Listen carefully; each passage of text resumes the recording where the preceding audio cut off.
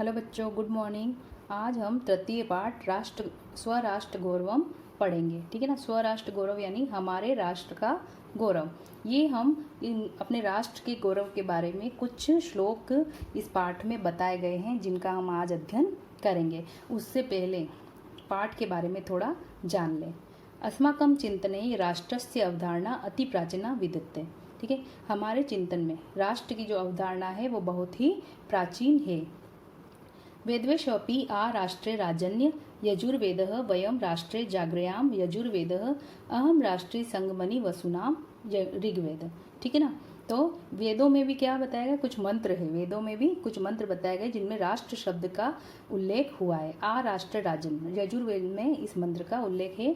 वयम राष्ट्र जागृयाम यानी हम राष्ट्र के लिए जागृत रहे, सजग रहे, यह भी यजुर्वेद में लिखा गया है। अहम राष्ट्रीय संगमनि वसुनाम, मैं, ठीक है ना, मैं राष्ट्र जो हूँ, मैं ही वाग देवी यानी कि सरस्वती, और मैं ही जगत ईश्वरी यानी कि आदिशक्ति, व मैं ही धनदात्री देवी हूँ। यह ऋग्वेद में लिखा गया है। इत्यादिषु बहुषु मंत्रेषु, इतने सारे, ठीक है ना, ऐसे इतने बहुत से मंत्रों में राष्ट्र शब्द के प्रयोग से यह स्पष्ट हो जाता है कि अस्मदीया राष्ट्र संबंधिनी अवधारणा अर्वाचीना पश्चिमा गता। ठीक है, यह इससे स्पष्ट हो जाता है कि राष्ट्र शब्द जो है वह प्राचीन काल से हमारे भारत में इस शब्द का जो है हम उपयोग कर रहे हैं। अपने देश के लिए राष्ट्र शब्द का उपयोग कर रहे हैं।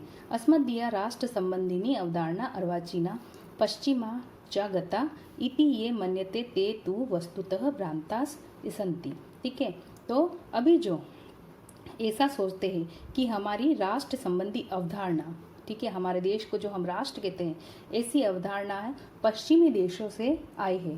तो ऐसा मानने वाले, ठीक है ना, ऐसा मानने वाले बिल्कुल ही भ्रम में जी रहे हैं। ठीक है। अस्माकमिदं भारतवर्षमेकं चीर पुरातनम सनातनम च राष्ट्र वर्तते। हमारा भारत देश जो है वह काफ़ी पुराना है। ठीक है ना, बहुत ही पुराना व सनातन राष्ट्र है। ठीक है, सनातन राष्ट्र है। किंतवर्त ऋषि भी मुनि भी कवि भी तत् चिंतकेश्व केवलम भौतिकम भौगोलिकम राजनीतिकम च घटकमेव राष्ट्रमिति नैव मतम। ठीक है, यहाँ पर ऋषि मुनि कवियों व नीति विशेषज्ञ, ठीक है ना, नीति को जानने वाले लोगों ने हमारे देश को केवल एक भौगोलिक और राजनीतिक घटक ही नहीं माना है। ठीक है ना, हमारे देश को हमारे राष्ट्र को एक भौगोलिक और राजनीतिक घटक नहीं माना है। राष्ट्रमिति यदुच्यते तदत्रेकम चेतनम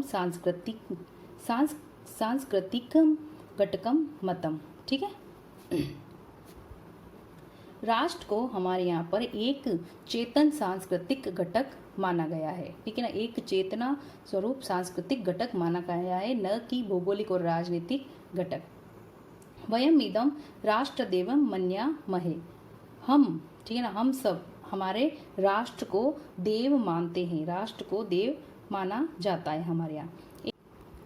एतद् वे भारत अस्माकं दृष्टो न कश्चिद मृतपिंडो वा भूखंडो वा विद्यते। ठीक है ना, तो हमारी भारत माता जो है, हमारी दृष्टि में हमारी भारत माता हमारी दृष्टि में कोई मिट्टी का पिंड या कोई भूखंड नहीं है। ठीक है ना, वा विद्यते अपितु मातृभूमि र अस्ति, वह हमारी मातृभूमि है। ठीक है, भारत भूमि जो है, हमारी भारत माता जो है, वह हमारे लिए कोई मिट्टी का ढेर या किसी जगह का टुकड़ा नहीं होकर वह हमारे लिए हमारी मातृभूमि के समान है। ठीक है, वह हमारी मातृभूमि है। यथा तिलोक्तम अर्थव वेदे माता भूमि पुत्रो पृथ्व्या। ठीक है, तो जैसा कि अथर्ववेद में कहा गया है कि माता भूमि है, भूमि जो है वह हमारी माता है और मैं इस पृथ्वी का पुत्र हूँ। ठीक है ना, ये भूमि जो है, ये धरती है, ये हमारी माता है और हम इस पृथ्वी के पुत्र हैं। ऋग्वेदे अपि कथिमस्ति। ठीक है ना, ऋग्वेद में भी कहा गया है पृथ्वी माता द्योर्मे पिता। ठीक है। जो पृथ्वी है वो हमारी माता है और जो द्यू लोग है, ठीक है, जो ये आकाश लोग है, जो ब्रह्मांड है वो हमारे पिता है। मातृभूमि, पितृभूमि, पुण्यभूमि, धर्मभूमि, कर्मभूमि, देवभूमिश्च इत्येवं विविधेः रूपैः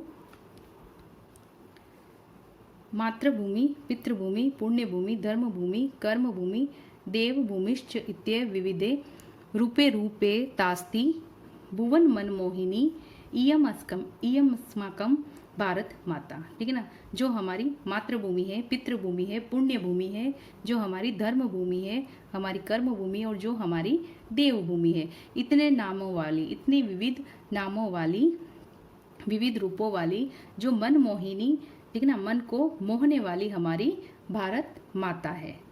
राष्ट्र संबंधिन, राष्ट्रीयता संबंधिनः, राष्ट्र गौरव संबंधिनः, राष्ट्रभक्ति संबंधिनश्च केचन श्लोकाः अस्मिन् पाठे संकलिताः सन्ति। ठीक है ना। राष्ट्र से संबंधित, राष्ट्र संबंधिन यानी राष्ट्र से संबंधित, राष्ट्रीयता से संबंधित और राष्ट्र के गौरव से संबंधित और हमारे राष्ट्रभक्ति, हमारी देशभक्ति से संबंधित कुछ श्लोक जो है इस पाठ में संकलित किए गए हैं। ठीक है। तो आज हम अपने देश के लिए, अपने राष्ट्र के प्रति इन्हीं श्लोकों का अध्ययन करके हम राष्ट्र के गौरव को जानेंगे। ठीक है। तो इसमें पहला श्लोक है, उत्तरम यत्स समुद्रस्य हिमाद्रेश्य चैव दक्षिणम वर्ष तद भारतम नाम भारती यत्र संतति। ठीक है। क्या दिया गया है कि उत्तर में जिसके समुद्र है, या सॉरी, जो समुद्र के उत्तर में है, ठीक है ना, जो समुद्र के उत्तर में है और हिमालय के दक्षिण में है, यानी कि हिमालय से लेके दक्षिण में समुद्र तक जो भूमि है, जहाँ पर, ठीक है ना, जहाँ पर जो प्रजा निवास करती है उसे भारतीय कहा जाता है। ऐसे देश को भारत देश कहा जाता है। ठीक है। इसमें क्या बताया गया है कि जिसके उत्तर में, जिस समुद्र के उत्तर में भारत है, ठीक है, ये हमारे हिंद महासागर की बात की जा रही है। हिंद महासागर हमारे भारत के दक्षिण में है तो भारत उसके उत्तर में है, और हिमालय भारत के उत्तर में है तो हमारी भारत भूमि जो है हिमालय के दक्षिण में बताई गई है। ठीक है ना। तो ऐसी भारत भूमि जो कि हिमालय से लेके दक्षिण में अपने हिंद महासागर तक विस्तृत है, और जहाँ की जो प्रजा है, जहाँ के जो संतति है, बच्चे हैं, उन बच्चों को भारतीय कह के पुकारा जाता है। ऐसे भारत देश का, ऐसे देश का नाम भारत है। ऐसे भारत देश में हम निवास करते हैं। फिर दूसरा श्लोक है, हिमालयात समारभ्य यावदिन्दु सरोवरम तम देव निर्मितम देशम हिंदुस्तान प्रचक्षते। ठीक है।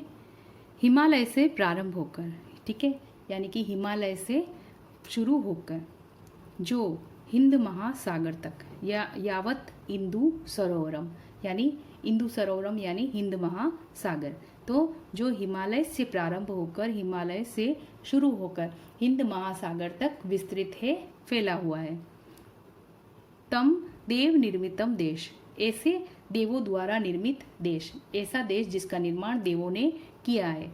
हिंदुस्तानम प्रचक्षते। ठीक है ना। ऐसे देश को हिंदुस्तान कहा जाता है। तो क्या बताया गया इसमें कि हिमालय से प्रारंभ होकर और हिंद महासागर तक विस्तृत ऐसा देश जिसको देवताओं द्वारा निर्मित किया गया, जिसको देवताओं ने बनाया है, ऐसे देश को हम हिंदुस्तान कहते हैं। ठीक है।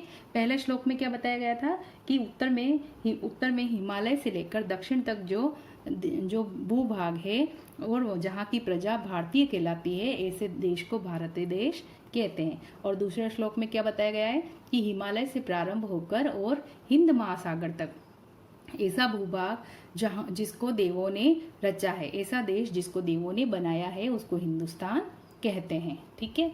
दोनों श्लोक समझ में आ गए।